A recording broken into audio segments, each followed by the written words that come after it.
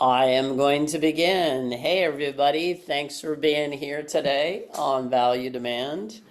The coaching company that trains you to use appraisal guidelines and adjustments to guarantee the sale of homes in a trade-up program. And I think the first thing that we will do now that I've closed my other windows. Oh goodness. There we go. Value Demand is a training company devoted to giving agents the skills of pricing, prospecting, and presenting. Within 60 days, members of Value Demand will become competent at evaluating homes using appraisal guidelines and adjustments, and then able to guarantee the sale of home with those clients when those clients rather are buying another home with them.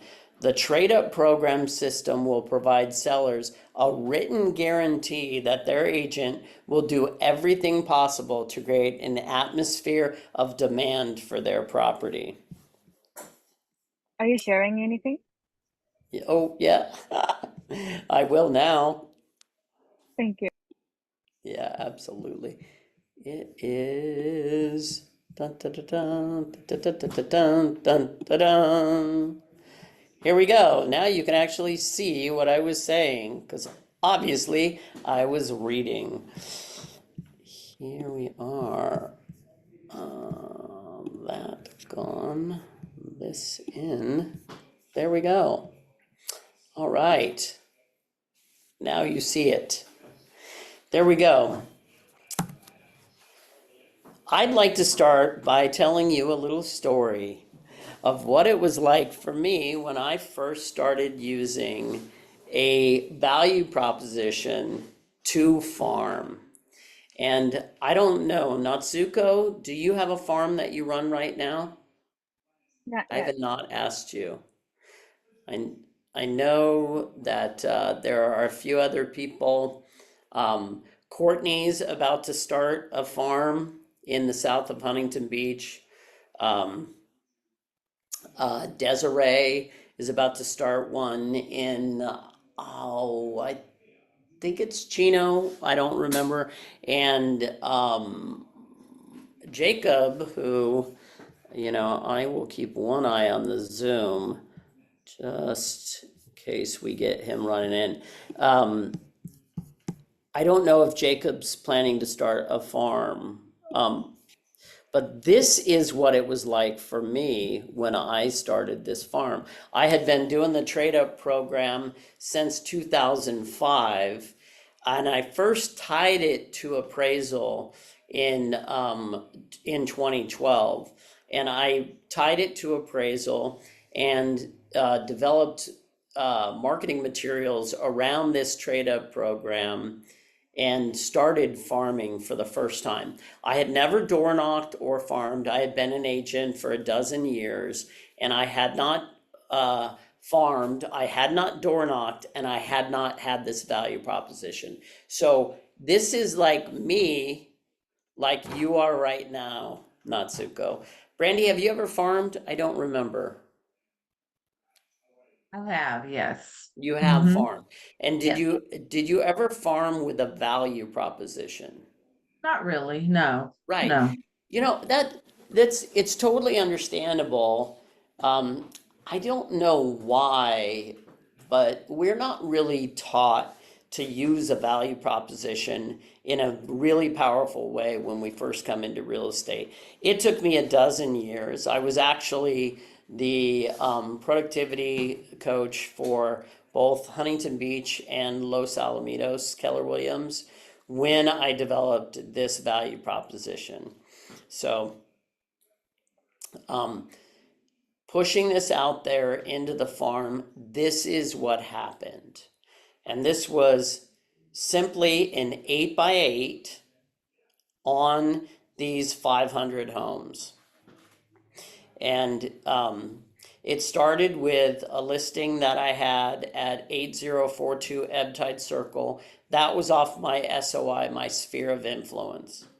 By the way, you guys, unmute yourself and feel free to jump in at any time if you're like, what's SOI? Or, what do I mean by this? I think it's clear, but if it's not clear to you, that's all that matters. So I want you to jump in.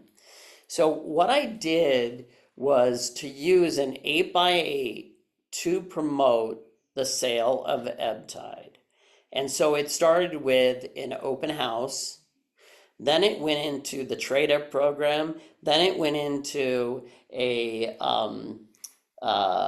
buyer's guarantee. Then it went into, hey, I just put it into escrow. And that's all I did. I just promoted Ebtide, right?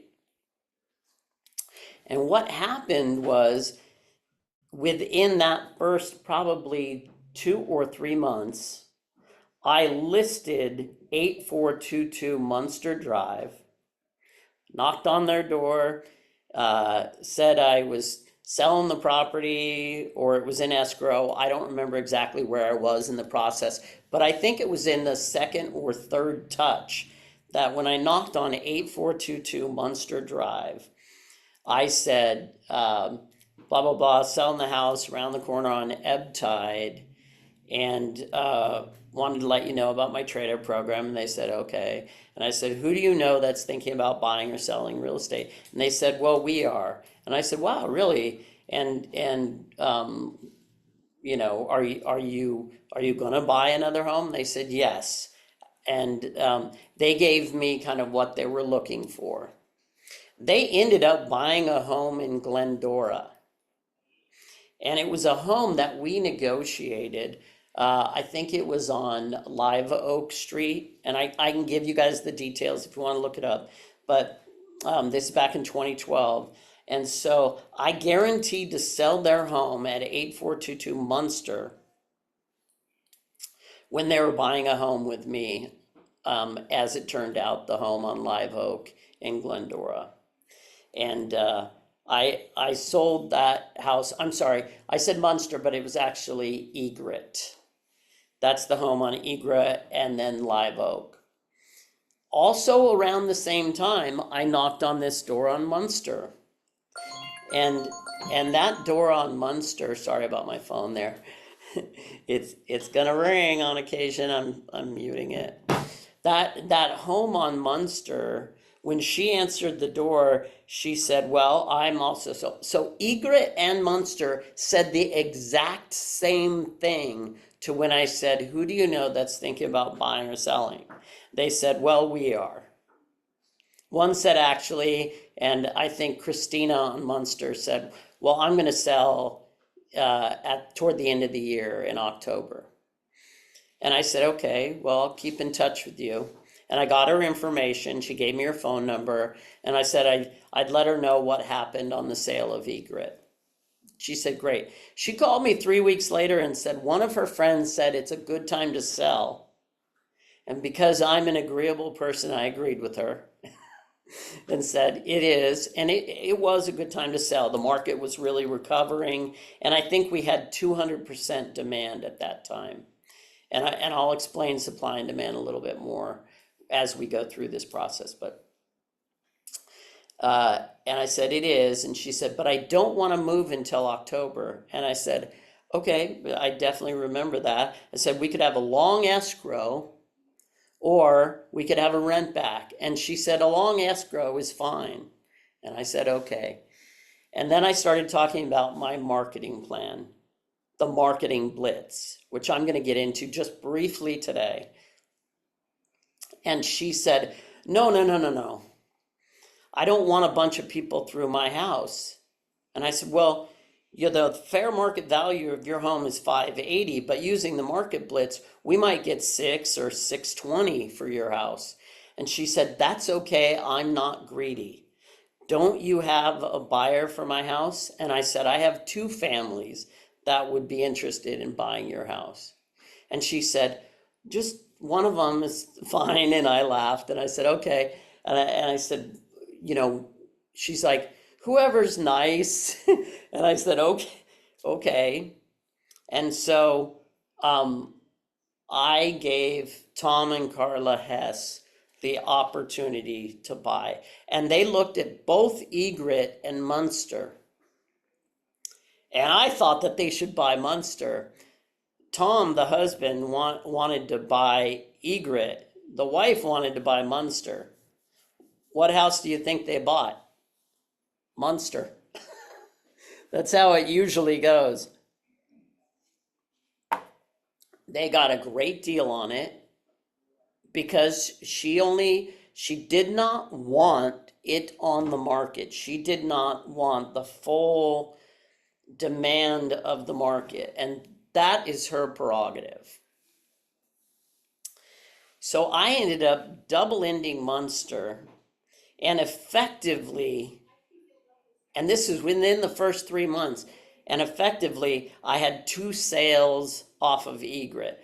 I did sell Egret for what I guaranteed to sell it for, and I did pick up the commission off of Live Oak. And Munster was 580. That was 3% on 580. So you do the math, that's like 15, 17, something like that. That's the 3% on the seller side. I picked up the 3% on the buy side too. So that was 30,000 on Munster, and Egret I think sold around 6. I'll have to look it up. But again, I think that was at least 2.5, because when somebody are buying and selling with me, I reduced the commission to 5% at the time. By the way, commissions are negotiable, everybody. I am not saying it has to be a certain way. We're recording this, so I definitely want to make sure I'm crossing my T's, dotting my I's. But that was a 5% commission because they were buying and selling with me. And so, I did it for 2.5 on Egret. It was around 6, so that was again around 15. And then Live Oak, I think it was around 6, and it was 2.5 on that, so that was 15. So we're talking about $60,000 worth of commission just on the trade up. That is staggering to me, because I had a value proposition that I was prepared to say, hey, this is something beneficial to you, right? And was willing to do. Both of those people talk to me. And just because I was doing regular marketing to that area, that led to 2 different sales on Indianapolis. One of the ones on Indianapolis ended up buying in South Orange County, and then one on 7 Seas. So another 4 more transactions the next year, just because I was consistently marketing to them. This is what the Trade Up program was meant to do. In 2 years, 136,000. That's an estimate, by the way. It's a low estimate. But I just got to put that into context for people, because, I take it for granted that agents are going to do the math and think about this kind of thing. But they don't, and maybe not all of them do, but this is what having a unique value proposition does. It means, why not hire you right now? There's no reason why they wouldn't. Even if they're thinking about somebody else, maybe that somebody is not doing this, right? They're not offering them that. So I'm going to take you guys just briefly through the listing presentation today. I may cover this again today. I may cover this again next week, just a little bit. Next week, I think I'm going to treat that as the first week of the month, right? So every month there'll be 4 weeks. Sometimes there'll be 5, but I think we'll treat the 5th Thursday of the week as kind of a mastermind, because I do want you guys to interact with this, and I do want to talk about it, and I do want to coach you guys on it. So the first week will always be fair market value, how to use adjustments and appraisal guidelines to get that value correct, right? The second one of the week will always be the trade up program. The third week of the month will always be the listing presentation. So we'll always be going through that, diving deeper into it all the time. And then the fourth will always be marketing around this program. Why not take advantage of the 13 years that I've been doing this? That's why not? Why don't we just, cut your learning curve down? And I know that I can take an agent like you, Brandy, who's very experienced, has all this market knowledge, all this knowledge around how agents work, what your competition's like. It's the greatest job in the world, the team leader job, when you get to see what everybody else looks like. Now you know how to separate yourself from the pack. And really, this is what a value proposition does. It separates you from the pack. Remember, I was a team leader in '08. I thought everybody was like me. Turns out they weren't. None of them had been trained in appraisal. None of them had been doing a trade-up program. None of them was trained by different training companies like Craig Proctor or Mike Ferry or all those training companies that's out there. They're just not. They're not. So somebody like you, Brandy, I think in 8 hours of training, which is 2 months of this, I can get you into trade-up programs. I think I might even get you there sooner, Brandy. And Natsuko, somebody like you who, like, you came into the business, you're only maybe a couple years, is that right? You can unmute yourself. You're 1 year in the business. Yeah, this And is my second year and I starting in think, July. yeah, have you done between like 8 and 12 transactions, something like that? So it's the 5 so far, and then I'm into it right now. Right. Natsuko, I don't know if you know that already you're a superstar in the business. Thank Because you. your 7 transactions in 1 year, your 7 transactions in a half market year. This is a half market year that you've just gone through. So really your 7 is 14. And if you can do one a month in Southern California, you are in superstar status. I'm here to tell you, you're in rare air. I think I can get you into trade up deals within 8 sessions. Thank you. I will tune in and lock in. Yes, looking forward to it.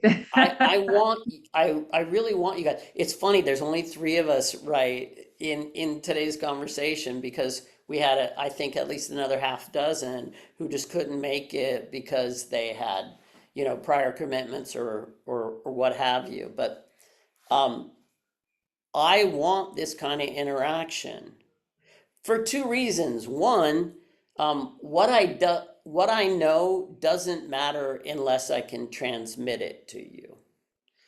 There are great agents True. out there. There are agents out there that sell a lot of property, but they might be doing it purely off their drive. And drive is not a transferable skill. It is not a transferable skill. But this is a transferable skill. I know I've transferred it to agents and I've seen them use the language, the ideas, and the actual system, and they've gotten deals off it. They've gotten trade up deals. They've gotten listing deals. 21 years old. That is really, really young to be able to impress somebody, much less a 90-year-old woman who had a property to sell in La Habra Heights, but the door was being knocked in Huntington Beach. That's impressive.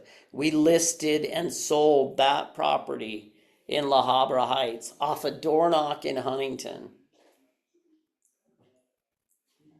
That is what having a value proposition can do for you. That is what having a script. Now, I use that word carefully because a lot of us don't like script. I don't like the word script because it reminds me of training companies that I went to in 2000, and I didn't like the messenger. Thereby, I did not like the message. But that's not what this is. It is a system. Script is a system to make sure that you get through the high points of the conversation.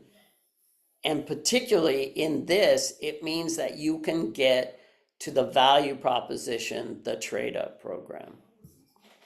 So I'm going to skip gears and I'm going to go back to what the listing presentation looks like. And you guys are all going to have the listing presentation.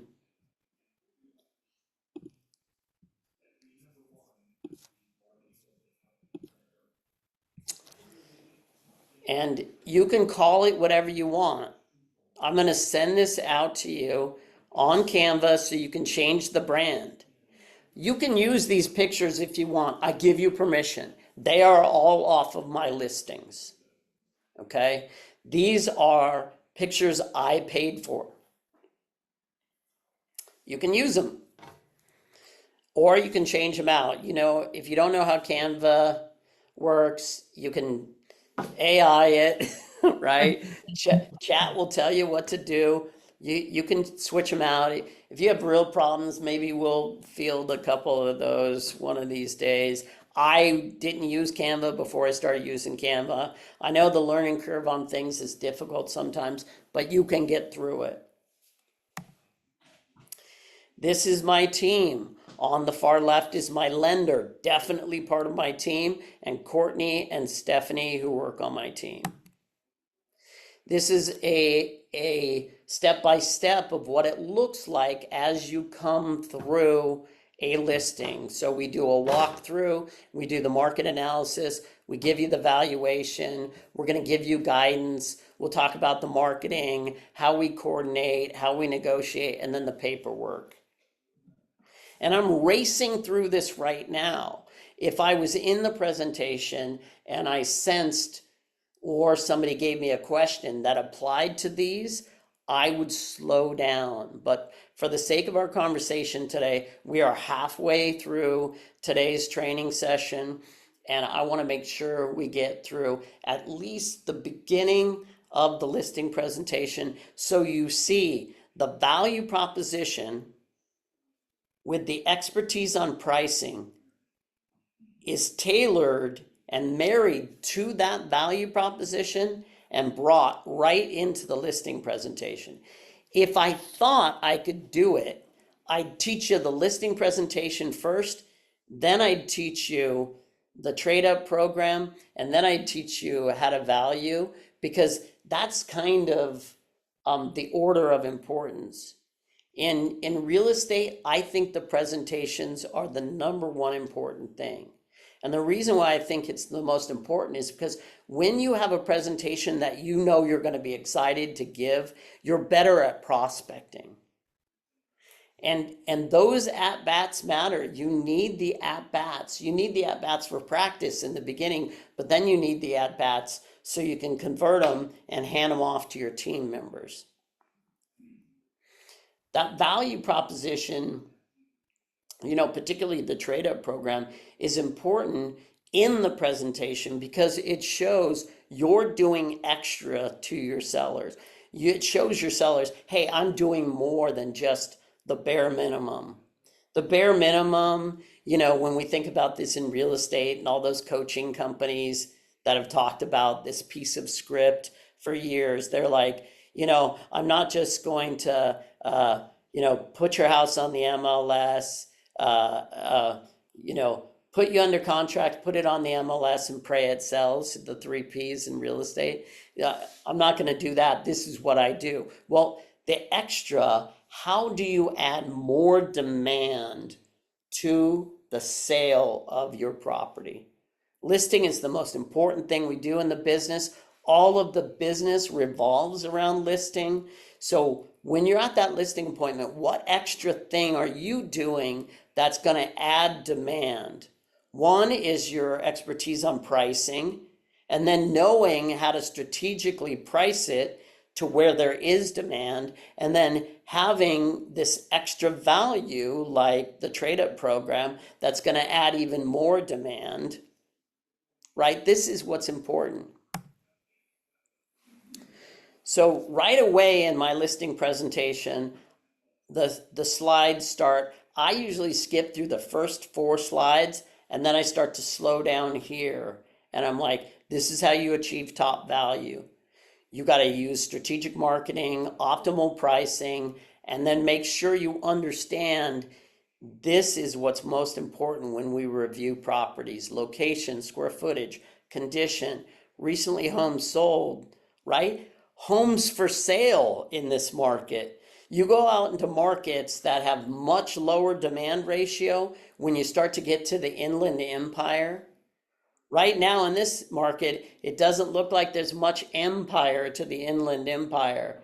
It's in rough shape, you guys. The demand is low.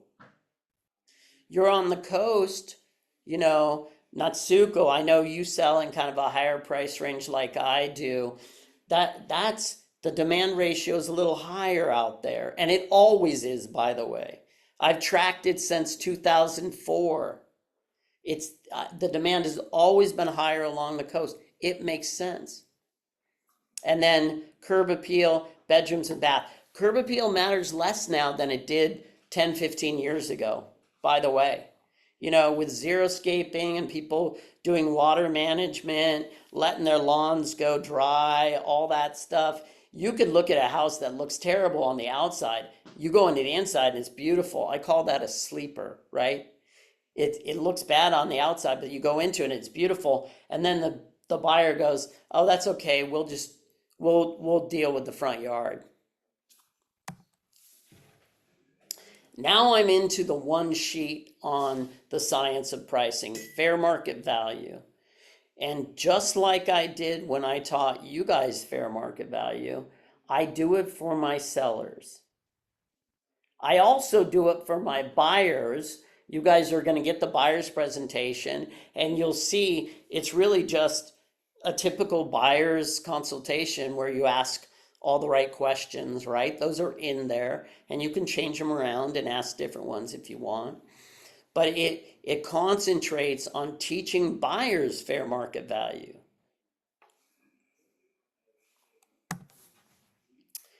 And then I move on to the first example of the art of pricing, knowing where to price where there's demand. And this took place in 2012, right?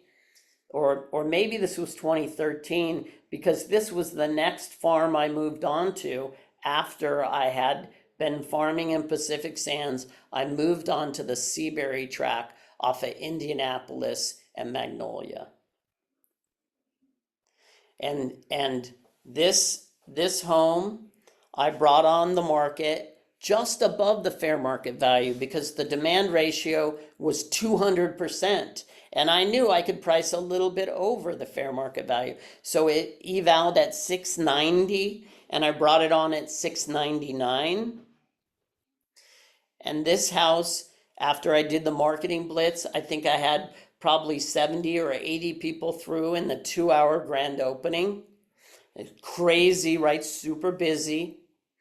And an agent who listed the home down below walked into my grand opening. And this is an agent who sells lots of property in Huntington Beach. And he walked in and he said, wow, you guys are busy. I go, yep. And he goes, think you'll get multiple offers? I go, yeah.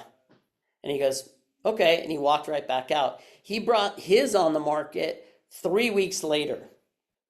And he thought, I'm going to market it just a little bit above what he did, me, because I'll catch one of his buyers. And so he marketed at 718. It took them 3 weeks to sell. They had one buyer negotiating with them, and that buyer negotiated it down to 704.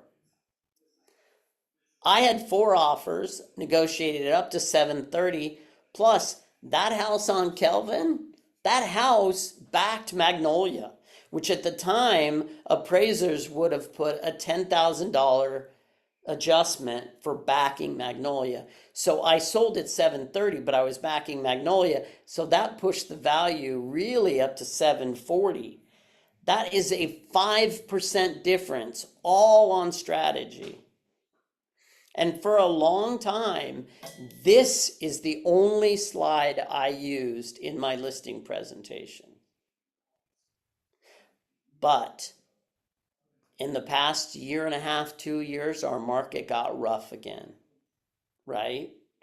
And suddenly, as that interest rate went up, the demand went down. Interest rate goes up, affordability shrinks, demand shrinks. Now suddenly, I got a new slide I get to use. And so I talk about this home I sold in San Gabriel, right next to South Pasadena in LA County. Actually, it's in San Gabriel County, but anyways, this is LA. This is Northeast LA. And I think the demand was at about 70%. They needed to sell immediately. They had found their dream home in Bend, Oregon. And I said, okay, this is the most aggressive strategy we can use, right? I showed them this slide and I said, we should probably price somewhere between 5 to 10% below the fair market value. Their fair market value was 1.5.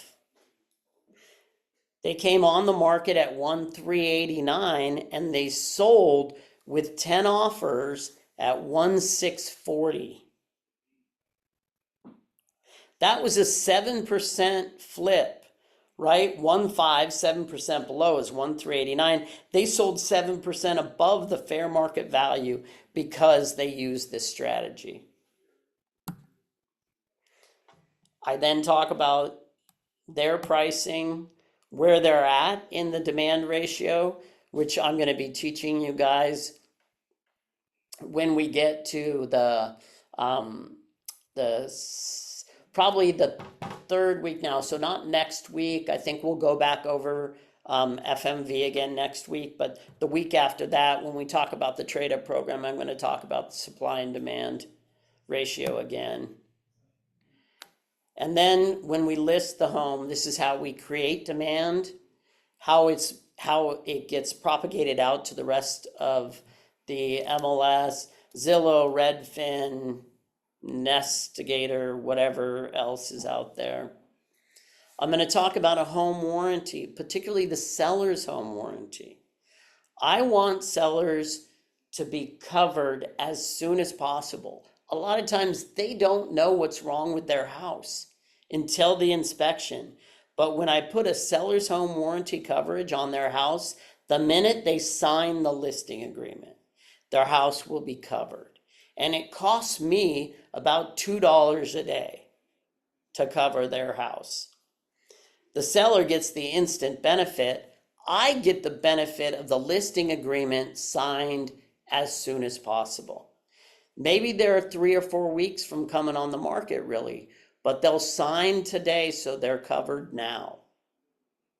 And I can give you demonstrations. One of the houses that I sold, actually in the Southeast LA Market Center, when I was in that market center, we had somebody who used our trade-up program sell their house on Downey. They bought another house. That house had an attic furnace in it.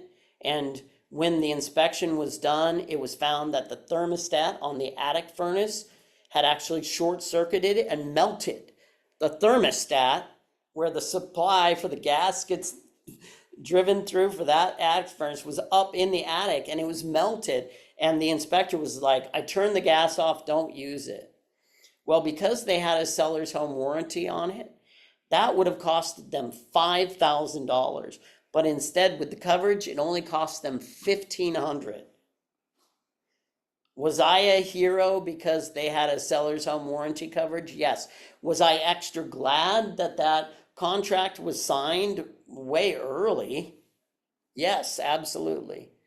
And then I talk about the grand opening. And the grand opening is a strategy where I put the home on the market about 5 to 7 days before it can be shown. And the first time it can be shown is during the grand opening. Because I'm going to personally knock and invite 100 or more of the surrounding neighbors to that first grand opening. So I have even more people packed in to that tight little space of 2 hours for that first open house, my grand opening. And I want more demand. I want the buyers that are seeing that for the first time to look around and go, wow, this house is in demand. That is one of the reasons why the program is called Value Demand, because the first most important thing is, what is the value for their home? What is my value as their agent? And then how do I create demand? The exclusive programs that I use, the trader program, the marketing blitz, the buyer's guarantee. The buyer's guarantee is, if you buy a home with me, for any reason, if you need to sell it within the first 2 years, I will sell it, no charge for my services. Because people don't usually buy homes to turn around and sell them, unless they're a flipper. I don't offer this for my flippers. This is for people who are buying their primary residence. I have had this happen maybe twice since I've been doing this, since maybe 2015. So it's only happened a couple times, but I was happy to do it. By the way, strangely, it was on a condo in Santa Monica, and he ended up buying his mom's property in Ventura, which I still got paid on, because he wanted to make sure all the paperwork was done right. So I still double ended that house at a discount for his mom and for him, ran it through escrow, the whole deal. When we list and how syndication works, blah, blah, blah, the actual marketing, staging options, professional photography, those special programs, and then direct marketing, which is what door knocking is. A client testimonial, you could put several in here or just one. I have one in there. By the way, here's another Downey example for you, Brandy.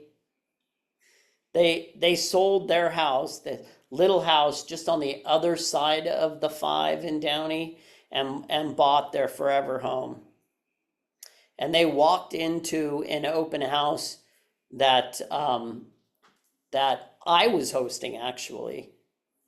Wasn't even my listing, but they traded up out of that Downey house. And I can tell you which house it is.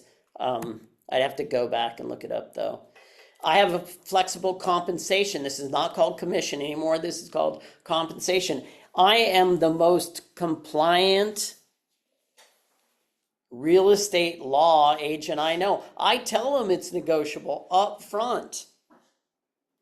And I tell them they can get it at 0%, right? That's what the trade-up program is.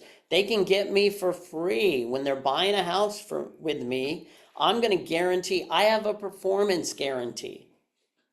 1% if they just want me to do the paperwork. That's happened probably maybe 3 or 4 times to me in the last 10 years. 4% if I find the buyer.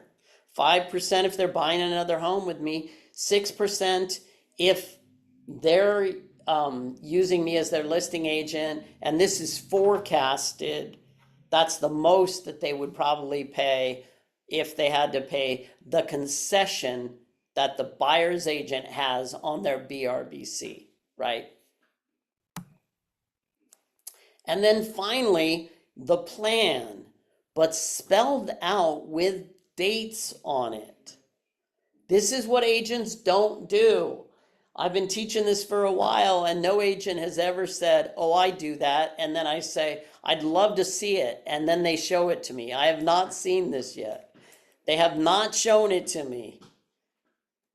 This I use for one reason that I discovered by accident. I put this together because I thought it was the right thing to do and show that it had dates and check boxes, because some people like to check boxes. I don't. I'm like, I don't bake because baking is like science. I'm like, I do jazz, right? I'm like, I get in the kitchen and I cook, right? Because I like to be all over the place. But that is not how some people work. They like it very precise. And I want to make sure that I'm respectful to those people. So I'm going to put the date where it goes and check the box. Now, when I get to this, I say, here is my marketing plan. You can see it starts with getting your house camera ready, and then the professional photography and the home warranty coverage, the marketing blitz, the MLS launch, all of that stuff, right? That happens in the first 7 days. And then the grand opening happens. So really, the most important thing in here, that's why it has a star next to it, is the grand opening. So really what I want to know is, when can we do your grand opening, Brandy? And at this point, the buy-in is so complete that people usually just tell me, well, if it takes, 10 days and today is a Thursday, they know I'm not just going to throw their house on the MLS that Saturday, but I could make it the next Saturday. So they're like, we can do it the 11th. We can do it October 11th. That's the next day we can do it. And I'll say, great. Or what if I'm maxed out? I'll tell them, well, I'm maxed out, or you know what, I'll make an exception for you. I'm going to do it on Sunday. I usually do them on Saturday, 12 to 2. My open house signs, if you see them, they say 12 to 2 on them. It's printed on the sign. Because I always do it the same way. I always do it 12 to 2 on whatever day I do it on it, usually a Saturday. I try to take Sundays off. I work 10 hours a day, 6 days a week. 60 hours is enough. I don't need to work more than that. So I don't work Sundays. But if you need it, I could arrange it with Stephanie. Stephanie does work Sundays. Courtney will too sometimes, but I don't. They're both trained in the trade up program. They both know exactly how this goes. You guys, so we started a little bit late. Every training episode, and I'm calling these episodes because it's kind of like a podcast, right? Every training episode that we go through, and this is episode 1, every training episode, it's going to be 3 parts training and 1 part Q&A, feedback, maybe mastermind, depending on what comes through.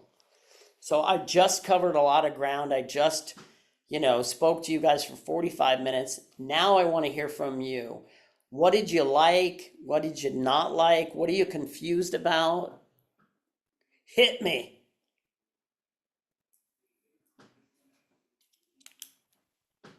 Well, I'll just say that I like this plan, first of all. I think that, and I just wrote down for myself, create one for buyers too. Because I think that giving them something to absolutely be able to anticipate when things are going to happen, it takes away some of their anxiety.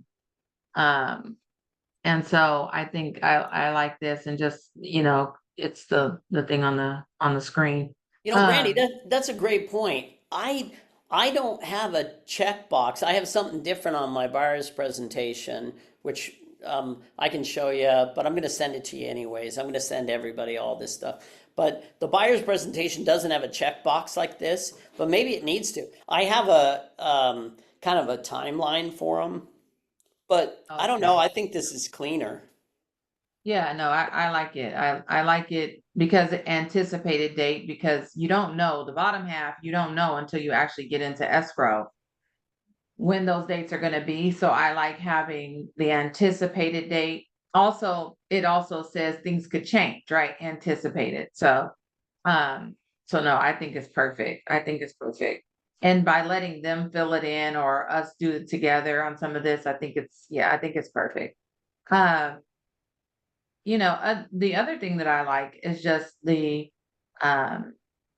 you mentioned that you teach your sellers actually how you go about evaluating their property, how you actually find value, which I really don't do. I don't educate my clients other than to tell them like, buyers find value in or look at value and they compare your home to the next home.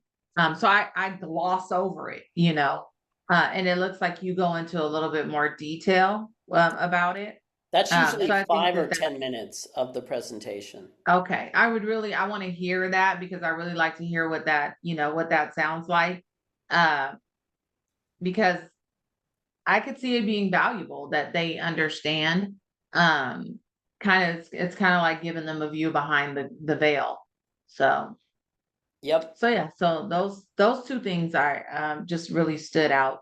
I And kind of that's, know the trade up, so I mean yeah. I'm very familiar. Yeah, the trade up starts with an idea, and I think all of these trade ups, interestingly enough, I'm not the only person, I'm not the only trainer who talks about trade up. There are other trainers that talk about it as well. I'm the only one that ties it to fair market value, the appraised value. I'm the only one who does that. Um, but they all those trade ups came out of like relocation companies, right? Because relocation companies, on behalf of somebody who worked for, say, Boeing, Yeah, were the originators of this. They said, don't worry, part of your package, Mr. Vice President, moving from Seattle to, say, Huntington Beach, part of your package is that we're going to give you X amount of money towards the difference in cost of selling your place in Seattle and buying a new one in Huntington or whatever. right, right, right. Yeah, yeah, that makes sense. Natsuko? Yes, thank you so much. Can you hear me well? Okay. My Yep, right headphone dead. Um, I got it. so I thank you so much for the training. It's very useful. Like I'm gonna try to lock it and to master it. I have several questions. Yep. For the commission hour compensation, and I know it's negotiable. But so when it's a four, so 5% when you're also buying a home with us, and so when you are doing a presentation and then they are not buying with you, do you have the option at 5% or? And also, like, if they're not buying, do you offer the trade up, or it's not a trade up because they're not buying with you? Yeah, if they're not buying, they don't get the trade up, but the trade up still works for them, right? Mm, Because it's still going to add to the demand.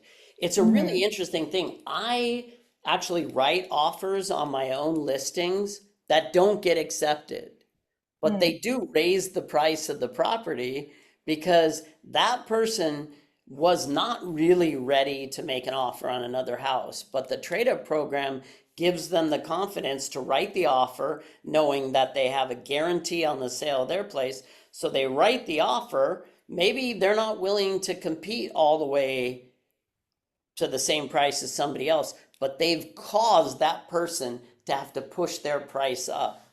So the trade up mm. program still helps sellers that aren't using it because it's increasing demand. Right. Okay, got it. And then, so when you're doing, so the 5%, when you, so for the 5%, I'm just curious to Mhm. talk with, so that I can talk with my buyer, and then I would like to learn how you do it. So when you say for 5%, if you're buying a home with us, do you do the 2.5% for you, and then 2.5% for the other side agent, or? Um, yeah, it could be either way, Mm, but it's on the second deal, right? So if I'm selling their house, I mm-hmm. might take 3%, but then 2% on their buy side.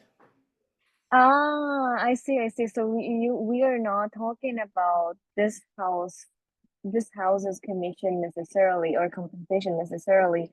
We are talking about 3% for example for the listing side, and then 2% for when we are buying.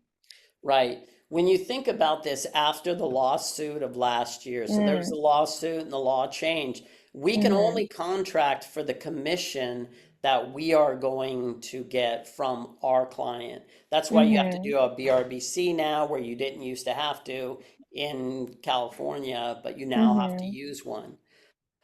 I've been using the buyer broker agreement that it used to be called the BBA. I was using that all the way back when I was taught it in like 2005. mm-hmm.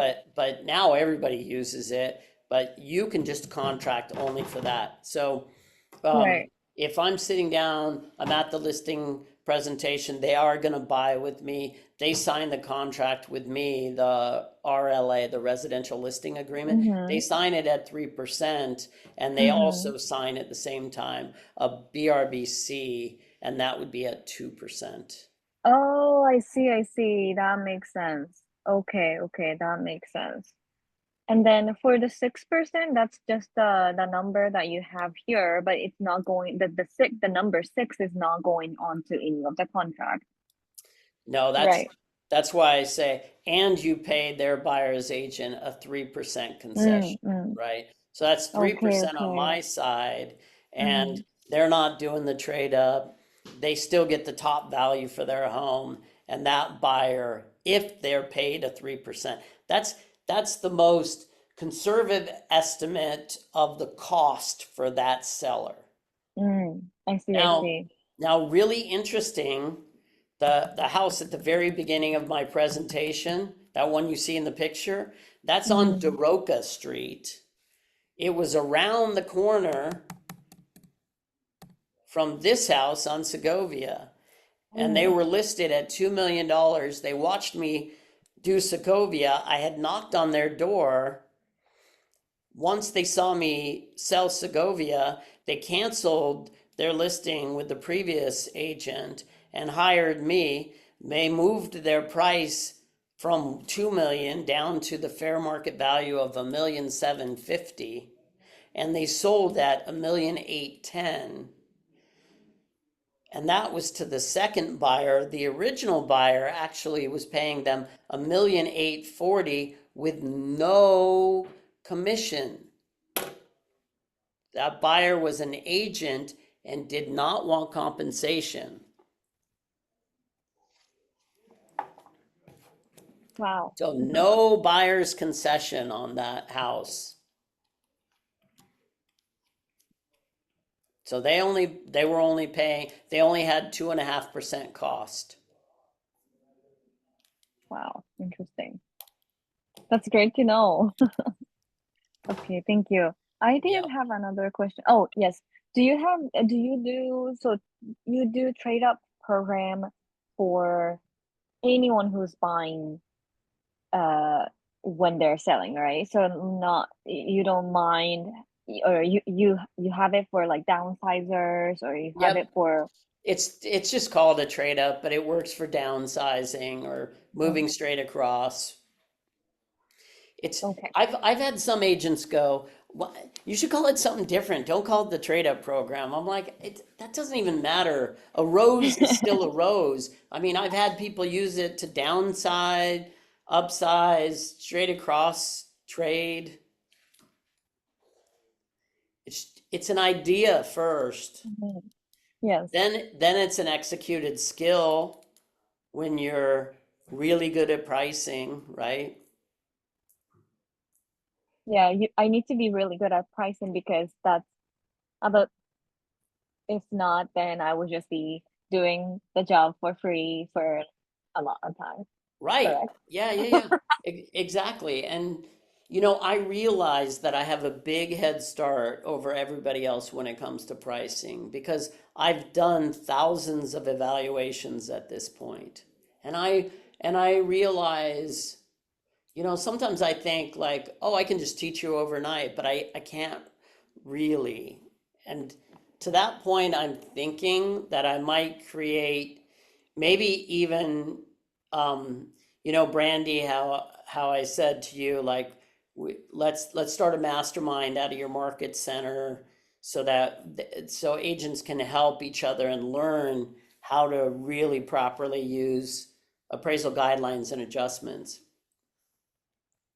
Well, we did that, but I'm thinking about doing that for value demand too. So maybe adding sort of like an open education day of the week where people can do that, Natsuko. Like you could bring an evaluation and go, what is this? What am I doing wrong? You know? Mm-hmm. And I go, oh, here's the problem.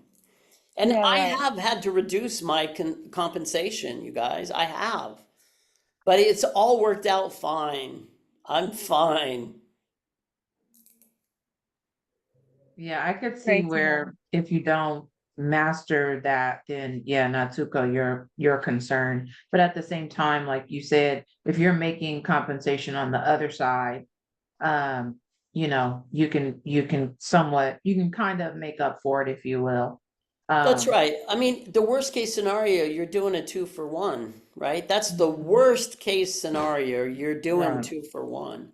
Mm. And right now, agents would do 2-for-1. I know it. Y'all can say whatever you want, but we're in a half market. We're selling half the properties we would in more of a normal market. And so, 2-for-1 is fine in this market. But I will tell you the other thing that this does, pricing is kind of like a hot stove in real estate, right? If you're putting your money on the line, if you have a performance guarantee around pricing, all you have to do is lose some money and you'll pay closer attention next time. And instead of just like paying a half attention in the value demand training, now you're suddenly asking questions like, well, I lost $6,000. I'm like, well, you didn't adjust for the floor it was on in that condo complex, which I just took a listing a couple days ago. It comes on the market in San Pedro on Saturday, and I made adjustments for the floors because I could see the balconies or patios if you're on the first floor. The patio larger made a difference if it's on the first floor. So I made adjustments for that in the location tab. That's interesting. In here, in the States, sorry, I'm from Japan, and people prefer to be higher up. Right. Do people prefer the ground floor unit with bigger patio than the the the top floor? When you do the evaluation, Natsuko, it will Mm. show up in them. It shows up because you'll go like, oh wow, these ones on the lower floors sold for more in this case in that Oh, San okay, that Pedro makes sense. condo. But in some case, if you're in downtown LA, like you're talking about in Japan, the higher you Mm. go in those floors, the more it's going to sell for, right? Okay, okay. So it's just a matter of seeing the other property that's being sold and then comparing the Yeah. price that they sold for. If you back, and I'm going to close with this, you guys, because we're at the edge of our time. If you back to the 405 freeway in Orange County, that is $100,000 deduction. I know, I've done the math. Right now it's October 2025, and the last time I did the math was probably, I don't know, November, December of 2024. I can't believe it's been a year, but I would say the market's very similar a year ago as it is today. It's probably still $100,000 if you back to the 405. I can understand. And I can prove it. I Right. just pull up the comps and show you the difference in homes that were across the street, not backing to that same house. There's your 100 grand. That's it, everybody. Thanks for being here on episode 1 of Value Demand. I will see you next week for more on the trade up program and the CAR legal hotline attorneys sign off on the written language that I use for the trade-up program in the residential listing agreement. Thank you, Dominic. Sounds See you great. guys. Thank you Thank so you. much. Thank you, Thank Nasuko. you. Thank you, Bye-bye. Randy, Dominic. Bye. See ya.